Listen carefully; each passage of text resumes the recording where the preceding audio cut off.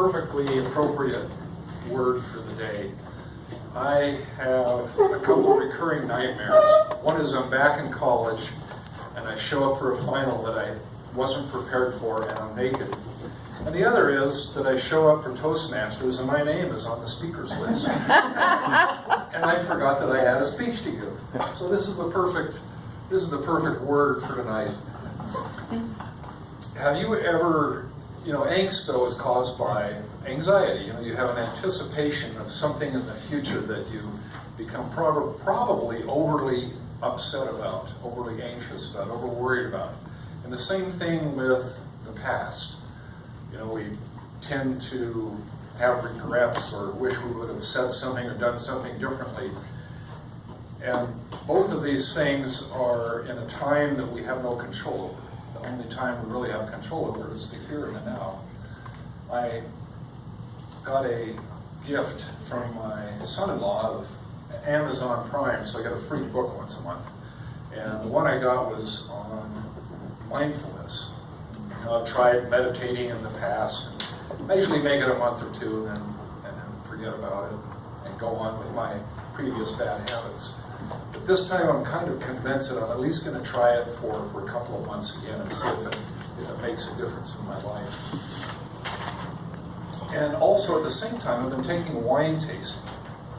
And you might wonder what's the connection between the two, but when you take wine tasting, you get very much in the moment. You pour your glass of wine, and the first thing you do is look at the color. Hold it up against a white background, and you notice the color of the wine. And around the edge, or they call the wings, there's usually a halo. And it's really pretty, especially in white wines. But you look at it, is it opaque, is it translucent, what color is it? And then you smell it. And I love some of the descriptions. One is cat pee, which is literally a description of wine. And I just thought, is that really something you would want to drink? But there's a variety of odors. But the whole point is that all this time you're looking at the physical characteristics of this. You're focused on this. And then, of course, the taste. And so rather than just swill down the wine, which some people have been known to do, you take your time with it and you look at it. Where does it hit you on the tongue? Where on the palate? And what are the characteristics, the physical characteristics?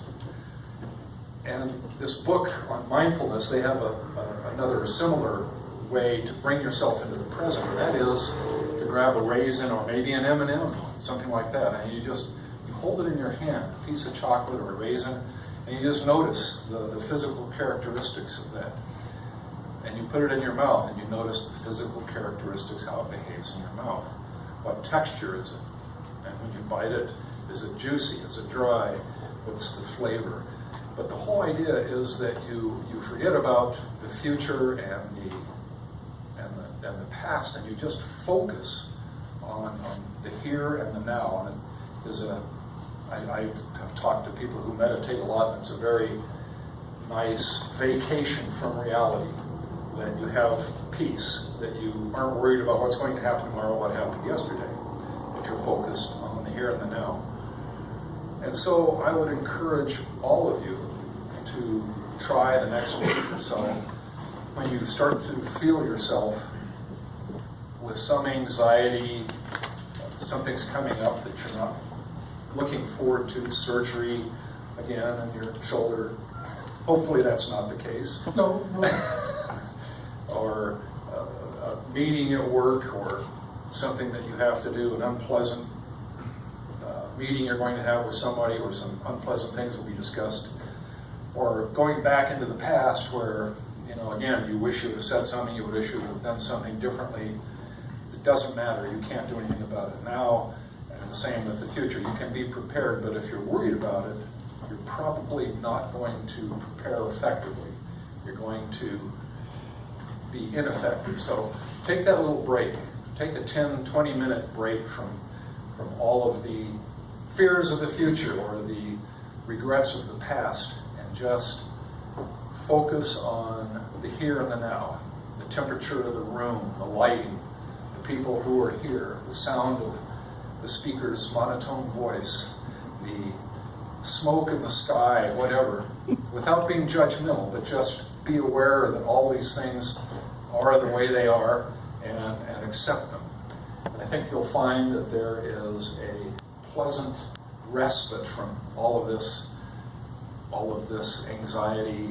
And when you get out on the freeway, not a good time to meditate, but when you're out on the freeway, just don't judge the drivers as being good or bad. They're just there.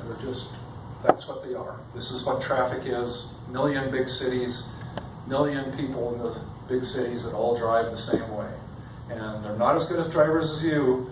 They're not as attentive, but that's just the way it is. And accept the reality of what's going on today. Mr. Toastmaster.